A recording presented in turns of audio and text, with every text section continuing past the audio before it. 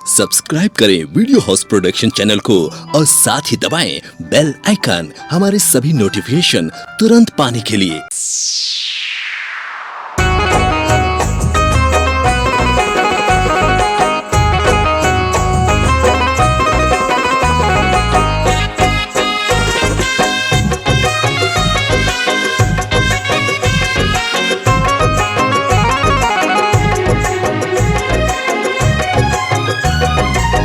मैया तेरे दर पे जो आए कोई खाली हाथ ना जाए। मैया तेरे दर पे जो आए कोई खाली हाथ ना जाए। महिमा है मैया तेरी ऐसी, महिमा है मैया तेरी ऐसी, सबकी तिजोरी खुद भर जाए। मैया तेरे दर पे जो आए कोई खाली हाथ ना जाए। मैया तेरे दर पे जो आए कोई खाली हाथ ना जाए।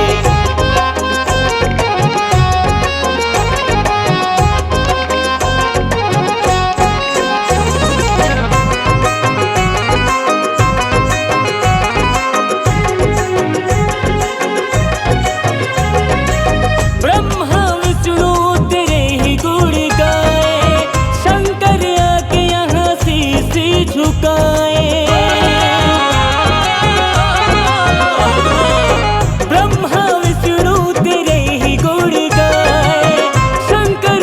यहाँ शीश झुकाए। अभिमानी का अभिमान है मैया, अभिमानी का अभिमान है मैया, पल भर में तू दूर भगाए। मैया तेरे दर पे जो आए कोई खाली हाथ ना जाए। मैया तेरे दर पे जो आए कोई खाली हाथ ना जाए।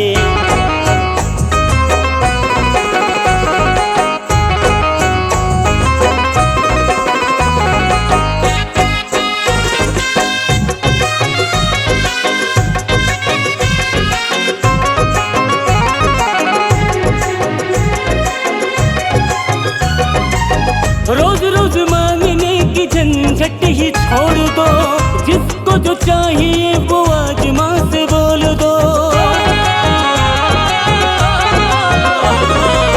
रोज रोज मांगने की झंझट ही छोड़ दो, जिसको जो चाहिए वो आज माँ से बोल दो।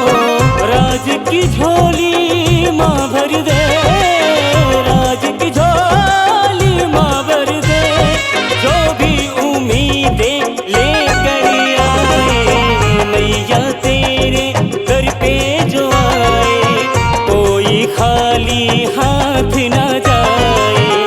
मैया तेरे दर पे जो आए कोई खाली हाथ ना जाए।